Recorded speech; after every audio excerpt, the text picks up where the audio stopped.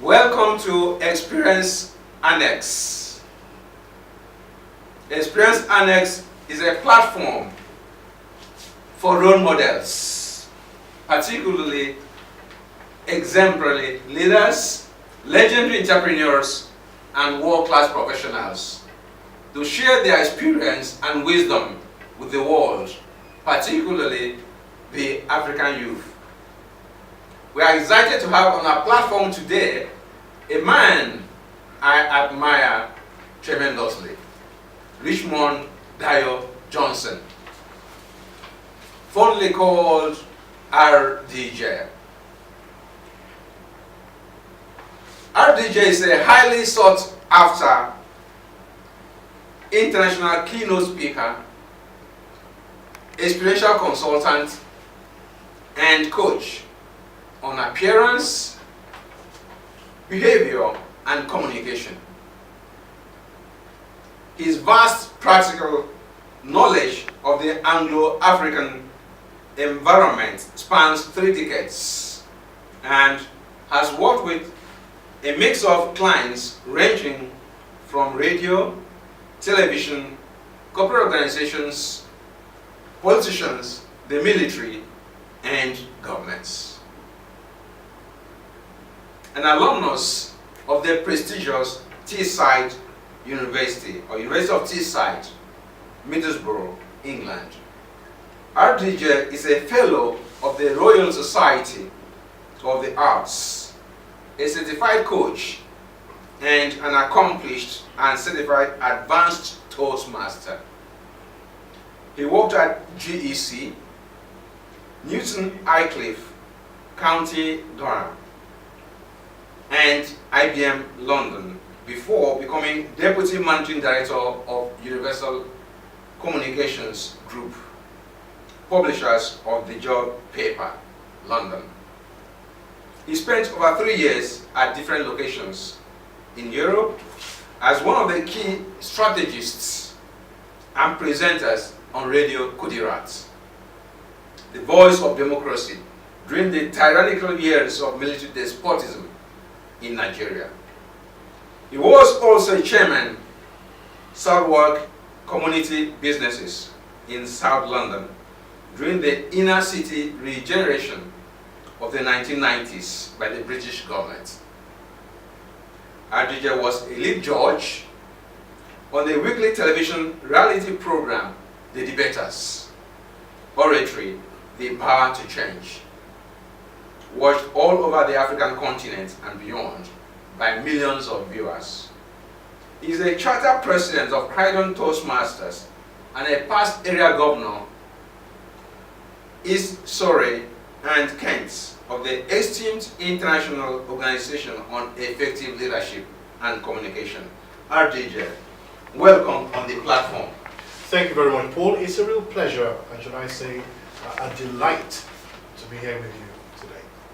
RDJ, I've read a little bit about your background. Can you tell our viewers a little bit more about yourself? Well, I was born in Lagos, Nigeria, and I had my primary and secondary school education in Nigeria. After that, I had a short stint with an international broadcasting organization as a radio presenter. And then I went to England. And in England, I went to Teesside Polytechnic, now Teesside University. And I worked in all the places you've mentioned. I've done PR, advertising, marketing, broadcasting, and all the auxiliary areas of communication. And more recently, what I call the direct people contact, public speaking and coaching people, the areas of their appearance, their behavior, and their communication, which are essential ingredients that will distinguish you for leadership in the 21st century. Thank you for giving us a background to your, education, and well, can you tell us a little bit more about your primary school, secondary school? Did you study in Nigeria or also in England? Oh, I was, as I mentioned, I was born in Nigeria. I went to my primary school in Nigeria. I went to Ladilak Primary School, In the working Can you class pronounce that again? Ladilak, Ladilak. The school Ladilak. does exist, it still does exist, Yaba. And from there I went on to Birch Freeman High School in Surulere, the Methodist Mission School, where I did my O level before, and then I had a short stint again at the Federal School of Arts and Science in Victoria Island, and transition to moving on later. RDJ, you spent 35 years in the UK before returning to Nigeria. I mean, why did you decide to return? I've lived in England for 35 years now, but I came back to work in Nigeria 5 years ago, which means technically I spent 30 years in England. I returned to Nigeria 5 years ago on invitation. I was asked to come over to put my professional expertise to join a team that was resuscitating, restructuring, reorganizing, re-engineering, and should I say reinventing an international television station, a radio station as well, to make it one of the most admired today. And that was the reason for coming back. Otherwise, I probably would have remained in England. 30 years in the UK, 30 years in England. I mean, how is life in the UK? Life is what you make of it. When I went to England in the very, very early 80s, life in England was more of the streets being paved with gold and broken dreams. So you would choose whatever you wanted at the time. And living in an environment that is alien to where you're coming from, the first thing is to learn to understand the culture. Learn to understand the nuances, how the people behave. Understand the language of communication. Learn to understand other socio-economic and political things that really characterize the society. You don't have to accept, but at least to understand these things. And in understanding, you'll be able to either fit in or expunge them, and more importantly, even excel in those areas because you have a thorough understanding of the environment. So that for me was very, very key. I got married, and I got married to my childhood sweetheart, and we have 3 lovely young adult children now, all of them grown and doing exceedingly well in their different areas of endeavor. So England met you, or UK met you? It is difficult to say because the foundational years were in Nigeria. The values, the real tenets of the making of a man were born in Nigeria. Now, what England did for me was to put a new sheen on it, to put a new sheen on the polish, and for me to further develop myself and identify my areas of strength and play to those areas, ignoring my weaknesses and just knowing that I had a particular area that I needed to focus on, and I did. Okay, let's speak a little bit about Toastmasters. Now, you speak so well that when you open your mouth to speak, others feel intimidated. I told the story how I came to know you. I never met you before, but I read an article. I think it was an Ovation magazine that you wrote. I think it was something on either social polish or something of the sort. And towards the end of that article, you said, if you want to speak and write as well as I do, join Toastmasters. So you've been a Toastmaster. Who and how did you get introduced to the club? Well, first, Paul, let me thank you for the compliments on my gift of oratory. I think the foundation was actually, the foundational years were in Nigeria where we were taught to speak proper English and to know the value of grammar, to know that the rules of grammar, that though language may change, but the rules of grammar remain the same. And going to England enabled me to build more of this, to listen properly to the way people speak, and to develop myself. And having said that, many years ago, I think about 16, 17 years ago, I can't quite remember, as one would, we would go away on a short break every 6 to 8 weeks with the family. So for the children to be exposed to various parts of life and people, to also build their social confidence and relational skills. We were away in Buckinghamshire and spending some time there with a very good family friend. While my wife and his wife were in the kitchen cooking dinner, I was in constant study, and I got, I got very deep into this book that talked about the art of public speaking. It was quite an interesting read for me. So I sat down and I was really reading it. And towards the end of the book, I noticed there were a few references and a few pointers were made as to if you wanted to develop your oratory gift, wanted to develop a public speaking skill, one of the places that suggested was to join Toastmasters. So I quickly made a mental note, and I made a mental note of it.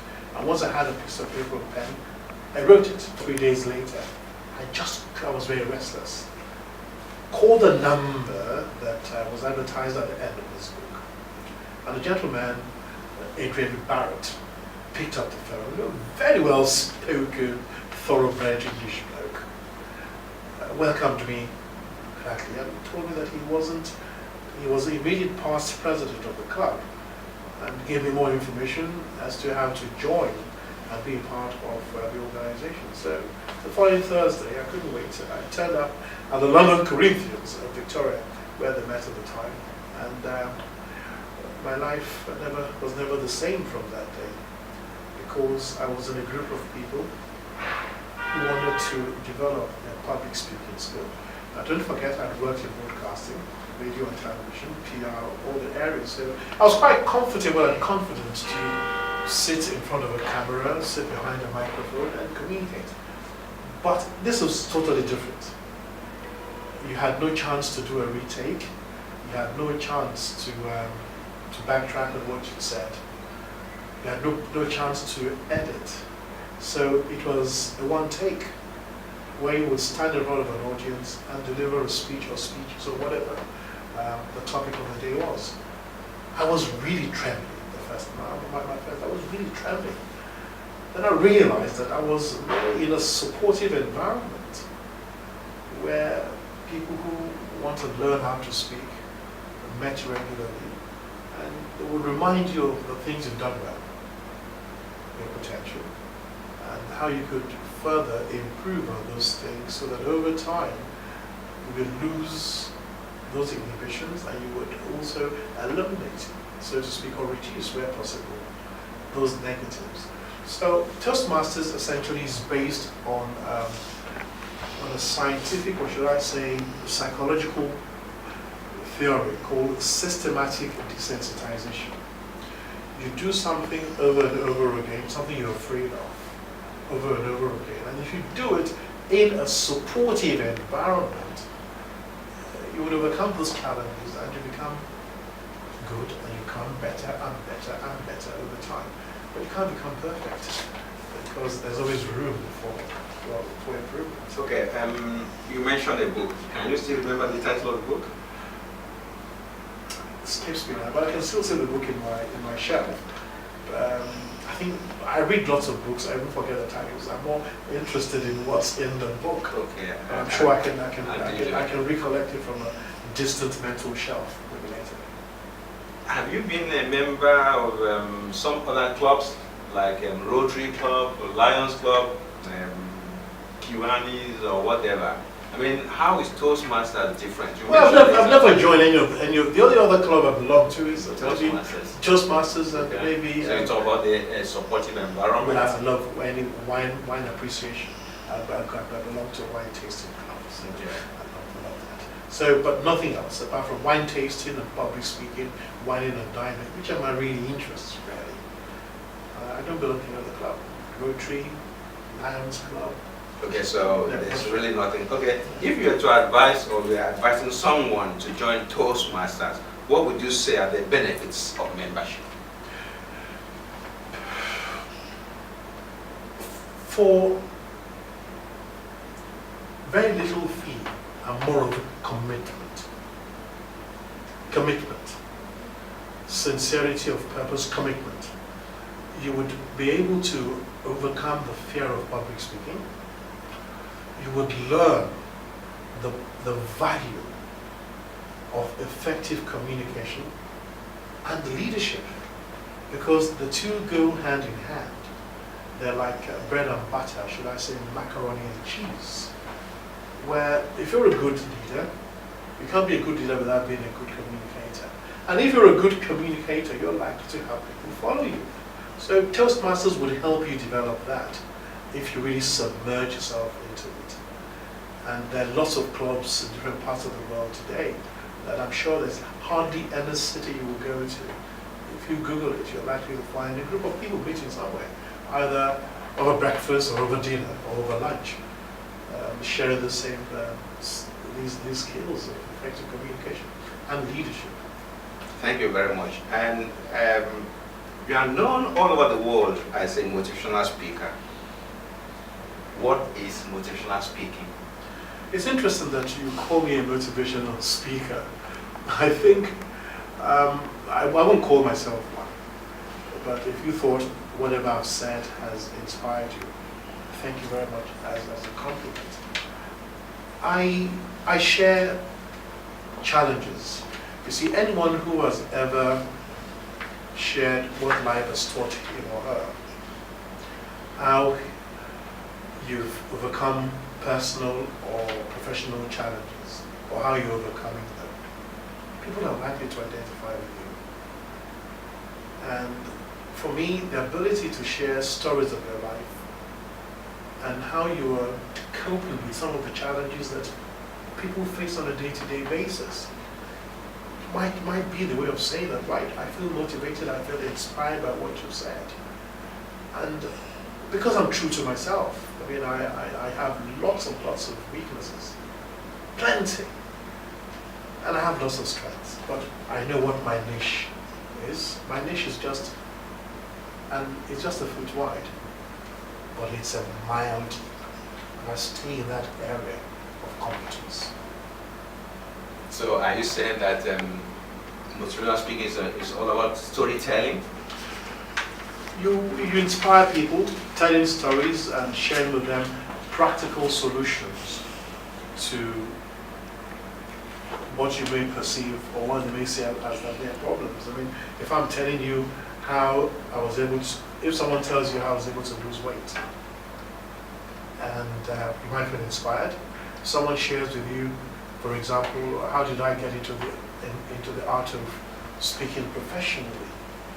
I mean, through adversity. There's so many things that have happened to me in my life, stories of which I've shared on various speaking platforms. And people somehow are able to identify with it. You see, if you stand in front of an audience and you keep telling them about how life has been so good to you, you have a 7-bedroom house, you have 7 cars in your drive, you've got a boat, you've got a private jet. Oh yeah, people are impressed. They are.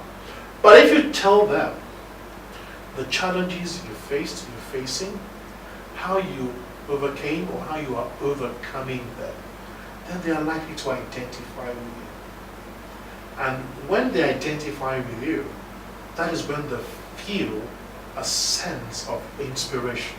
That if he can do it, then I too can. And that's the thing. And then you share with the audience what you call the route map, because success doesn't come by chance. If it came by chance, then all of us will be waiting on luck. But it comes by design. So if it comes by design, it means there is a route map. So you share with people those pragmatic steps you have taken or you are taking that would hopefully lead you to a place of interest or significance. So What motivated you to start doing this?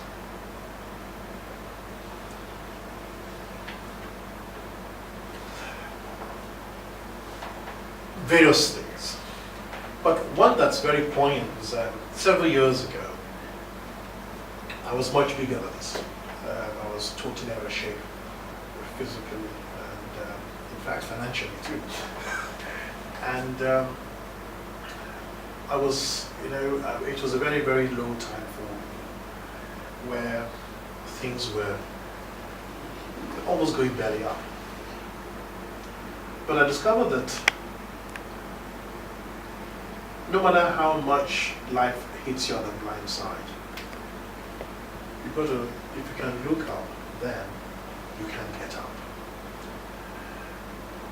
I started watching my food choices, started exercising and taking walks in the mornings and over time. And there was the Queen's Jubilee race, in which I ran the race and I raised thousands of pounds for the Disabled Living Foundation. During that period, I was a little bit reclusive.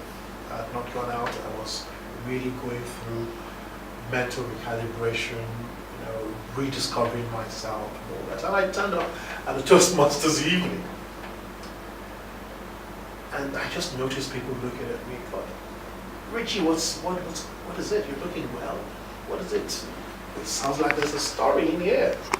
And I just stood and I told them exactly what it was, what I was going through, what I had done, what I was doing, and the benefits, and they would see how well I was looking. That evening, one of the Toastmasters one of the members of the club. Now, the thing about Toastmasters, you have people who come from different walks of life. You have members of parliament, you have senior company executives, you have key decision makers who all have one goal: to improve their communication skill and of course leadership. So you never can tell who's in the room. That was how someone called me and asked if I could give a speech. I think it was, I'm not sure which came first, whether it was Citigroup, which at the time was the second most profitable business in the world, where I went to talk about how to go through change. And again, from that, I think it was the England Cricket Board asking me to be a keynote speaker at the regional conference in Shropshire. I was shopper-driven there, and I was paid a decent amount of money, things like that. And we're talking about change management and how I could go from 24 stones to 16 and a half stones at the time, and sharing my story, so to speak, and my challenges and how I was overcoming them. And one thing led to the other. Now the thing is this: your best marketing tool, Paul, is not how beautiful your website is. It's not how much money you spend on advertising. It is a satisfied client. So I can link one client to another, from one speaking engagement to the other, one client to another, from one coaching intervention to the other. So, and I'm not an answer to everybody's problems. I'm only sharing with people who can identify challenges, and that is exactly what I do. And that can be translated into organizational development. So what is true in one area can also be true in other areas if you learn how to modify. You don't just wake up and go and speak and people get excited, motivated, inspired. How do you practice? How do you prepare for a speech? Anyone who calls himself a motivational speaker must have a job. The greatest motivational speakers in the world today all have jobs. They have successful businesses that they are running. Yeah. So you must be doing something that is tangible that people can see. I mean, you must have a place you wake up to. Something you're doing, running a consultancy, managing staff. Even if it's 3 members of staff, if it's just a PA and a driver and maybe a small finance team or a marketing team, you must be managing people. You can't just say you do this thing from your bedroom without a proven track record, or else you're just taking a walk in the park. You're not being true to yourself. So the question is, how do I read a lot. How do you prepare? I How do you practice? I read a lot. I'm quite conscious of those who are around me. Because your success is measured not by how much money you have in the bank, but how those who are closest to you relate with you. I mean, how the cook is. I mean, your wife and children, critical. But let's even put those ones aside because they are part of an integral part of your family. If you have a driver, the person who drives you, how do you relate with him? The security guard, who keeps a watch over your little place, how do you relate with him? The cook, how do you relate with him? The steward, how do you relate with him? The nanny in the house, how do you relate with her? And if you open your mind and you're willing to learn, there's a lot you can learn from how you relate with these people and how they relate with you. So you can actually weave all these relationships, the way you relate to them, into your story, and it makes the... Undoubtedly, because there's some senior executive who earns a six-figure income, who's having difficulty relating with the people that he works with. He might have a good relationship with his staff at work, but he really just thinks at home. And the thing is, if you don't succeed at home, you can't export it. So you can't just afford to be one thing somewhere and another thing elsewhere. How you relate with those people who are not likely to be of any use to you? RDJ, you are a very busy person. Absolutely. Absolutely very busy. How do you manage your time?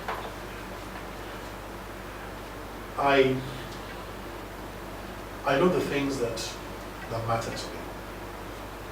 I look at things that interest me, things that matter. I look at the things that I have control over and the things I don't have any control over. So I tend to focus on the things that matter, that I have control over. The things I don't have any control over, I let them go. So when I wake up in the morning, I shape up spiritually, I shape up physically, and I shape up mentally. I have an idea of my schedule for the day and for the week. I mean, I talk about personal effectiveness because I practice it. I look at my schedule for the day and I look at the things that are important, phone calls I need to make, even the books or the articles I need to read, I flag them off, they're all somewhere. I have an idea of appointments to keep, and even the preparation I need to make for future engagements. And I know when I'm going to eat as well, because that's very important, because I love my downtime, I love really good food, so I must have a decent conversation with the family cook. If I'm in Nigeria, of course, and if I'm in England, I would have had a conversation with my lovely wife as well. So we have an idea, because I wake up in the morning determined to be happy. So I'm looking forward to that day because it's going to be a really happy day for me. And anything that's going to get in the way of my happiness, I can easily exploit it. Because you see, one of my daily prayers is, Lord, give me wealth, give me riches, but please do not deprive me of true happiness. That's very, very important for me. And the happiest people don't have the best of everything. They simply make the best of everything that they have. And that's my daily philosophy. Can you repeat that? How do you do it? Please, God, give me some wealth, or give me wealth. Give me what next? Oh yes, say, Lord, give me wealth, give me riches. Riches, and then give please do not deprive me of true happiness. Let's go back to motivational speaking, RDJ. If a person wants to become a motivational speaker, are there any step-by-step processes the person needs to follow? You must be clearly, you must be sincere in your mind. There must be sincerity of purpose. What do you want to do it for? Is it for the money? If it's for the money, well, you're not likely to make much money. But if you want to add value to people, you want to sow in the lives of, you want to sow in a fertile soil, you're likely to become more relevant. And you must be willing to share the dark sides of your life and how you are overcoming these challenges. You see, Paul, when you stand up in front of an audience, people have judged you. They have a perception of you. And if the reality doesn't match that perception, because the mind, the brain is a meaning-making machine. If its reality doesn't match the perception of you, it shuts down. If it doesn't shut down immediately, it begins to look for areas of congruence, and if you can't find it again, it will shut down. So you must be bringing something to the speaking platform, not other people's stories. They've read all the stories, but they want to know how you have been able to apply those things in your own life to make it meaningful. These must be tried and tested, common sense approach that can be implemented immediately. So what you are saying is that money should not be the driving force. Definitely. If you want to be a motivational speaker, okay, you have said that. Let's say if you had just one advice to give someone who wants to try his hand in motivational speaking, what would be that advice? Get yourself a job. Get yourself a job. So you cannot live off motivational speaking. Get yourself a job. Go and work somewhere. Then the things you learn from that experience are the things you will share. Whatever you want to teach, give it away. Go and learn it. I mean, experience it. Reading books alone will only give you superficial knowledge. You learn by reading, learn by observing. You must then do those things before you have any moral, any ethical right to teach them. You must learn. Fantastic. Must do Do. before you teach. In the process of doing, you would learn more about what you've read, what you've seen, and the reality how it applies to you and the environment in which you wish to operate. Because then, that practicality is what the audience would buy, would assimilate, and it would be delighted for. RDJ, let's talk about books. I've been on the topic of books, you writing books, because I mean, when you open your mouth to speak, you have so much to share with the audience. And I believe that by now you should have written at least 2, 3, 4, 5, 6, 7, 8, 9, 10 books. Oh, you're not far from being right. Maybe I've been selfish, and I'll be the first to raise my hand up for that. I've written lots and lots of articles. I mean, we stumbled on. I was a columnist for Vision magazine for years. I wrote about social polish points, public speaking, and leadership, in a column called Handshake. And I write. What do you call that? Handshake. I think that's the title. That's the article. Yeah. And what do you call it? Is it golden handshake? It was handshake. Just handshake. I always look forward to shaking hands. Handshake. Because a handshake is the beginning of a conversation. So, I mean, I say, is there something in the works? Right. So, yes, those articles are being put together into a book form, and I'm asked that most of the things I've written are collating them. I mean, I've got journals. I've got about 17 journals now, which anytime I open them, I get scared myself. So, really, I think just watch that space. Something good. Okay, let me. You installed my book, Bridges to the Cosmos Art. And so, do you believe that writing a book is an important achievement? For who or for me? For anybody. It depends on what. It depends what matters to you. Writing a book is good. Because writing a book is going to be relevant. Not just writing a book for the sake of writing a book and publish. Writing a book that is different, I'm telling people something that they probably wouldn't get elsewhere. That for me is People's important. lives. Not copying, not plagiarizing other people's books or articles and assembling them and saying it's your book.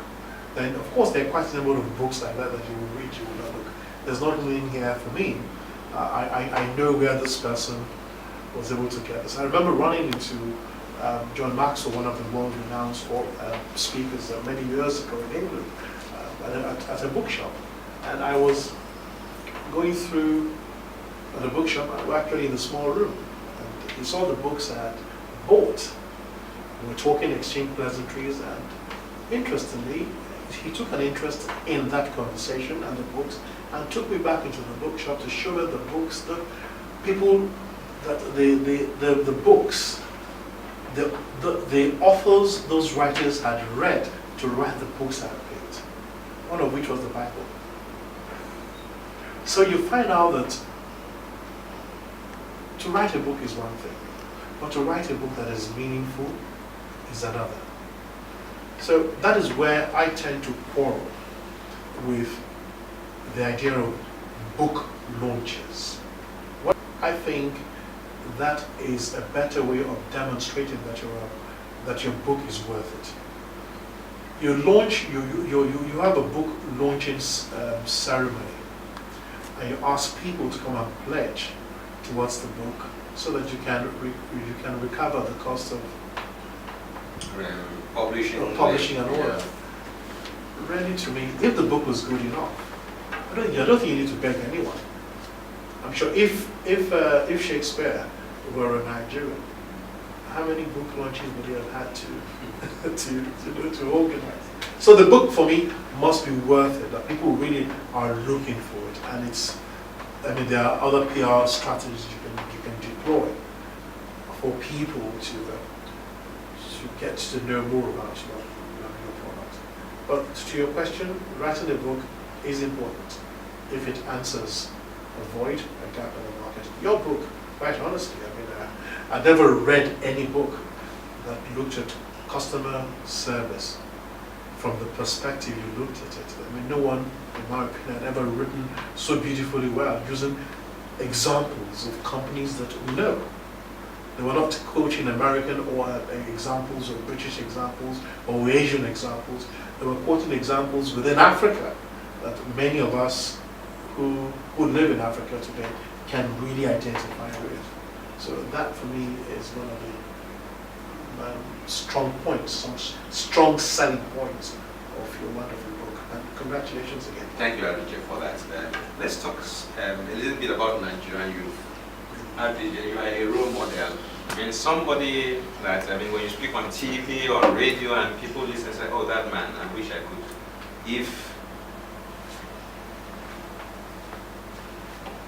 Then, at the moment, there's a lot of, should I say, stress in the economy, and a lot of unemployed youth. In fact, every day I receive more than 10 text messages, please, can you help me? I need a job, I need this. Are there any Nigerian youth that you particularly admire? Paul, I really admire a lot of them. I'm not going to go far. Our family cook in Nigeria is a young man that I have a lot of respect and admiration for. Employed as a cook, but his duties and responsibilities have gone beyond just cooking. He sorts out electrical problems in the house, plumbing issues, he sorts them, carpentry he does, he undertakes repairs of basic things that I would have paid for before, and there's something I never stopped doing, thanking him, letting him know how much I value and appreciate him. Sincerity of purpose, Paul, clarity of direction, clarity of focus. I think the challenge I have with many of the young folks in Africa today is that they're young men in a hurry. There is no shortcut to success. The only place where success comes before work is in the dictionary. In real life, you got to work hard before you succeed. And very many are misled by what I call the seeming trappings of success or wealth that are being displayed. Anyone, and I mean anyone, who is truly successful in whatever he or she does, is never ashamed, never afraid, never hesitant to share it with those who are coming behind. It is those who are not and the ones who don't want to share it with you. So the young ones today suffer from poverty of attention. They're not getting attention from those who are really successful at what they do. They are being wooed by those who really haven't acquired the success through legitimate means. So it is for the young person not to be carried away by the trappings, to understand what he or she really wants and approaching that person to find out. If the person is really successful, we tell you more. Okay, so you have said so much about not having really, the society not having role models per se that the youth could emulate. So if you had just one advice for the Nigerian youth, what would it be? I would say not just Nigeria, for any young person anywhere. I think first you need to learn that you've got to try different things and fail several times, depending on the intensity and how voracious you are. That the fact that you failed a few times doesn't mean you can't get up again. And they should also not believe that once you hit it, that's it. Getting to the top is not the problem, Paul. Staying there. Almost 20 years ago, I lost about 6 stones in weight. Dropped from 24 stones to some 15 and a half. Look at me now. Maintaining the 15 and a half stones at the time, getting there wasn't the problem. Maintaining it. So they need to understand clearly that there is no shortcut, no railway to success. You got to work hard. Sometimes you win, sometimes you don't. And identify people who would help them accomplish that. Those who are going to tell them more of their potential as opposed to their limitations. Speaking some moments ago, you talked about the poverty of, poverty of attention and leadership. How would you define a good leader?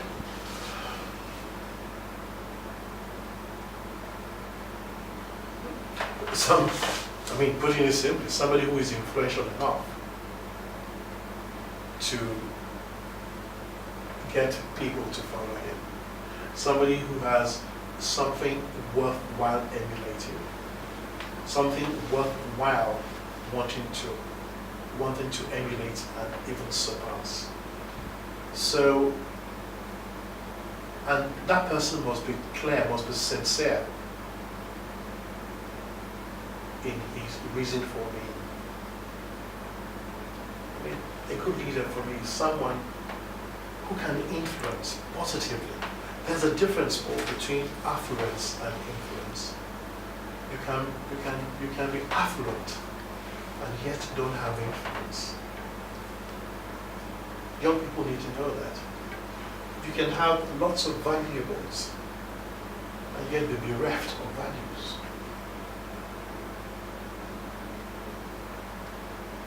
So a good leader must be value driven and also must be influential.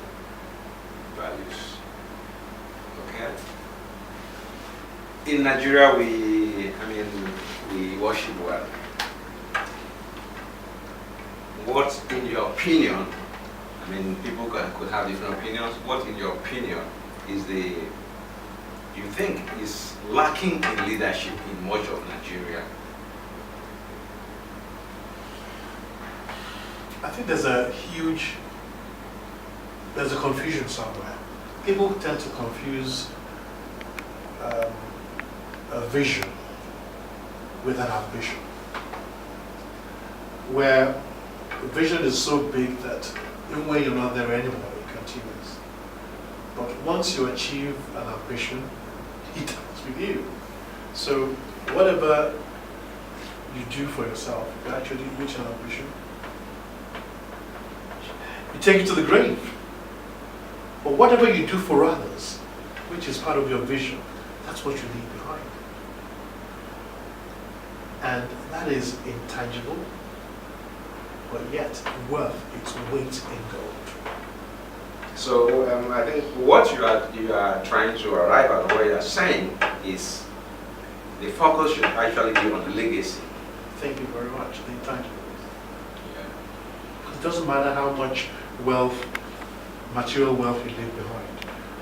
If those who are going to manage it do not have those values to underpin and support it, it will crumble.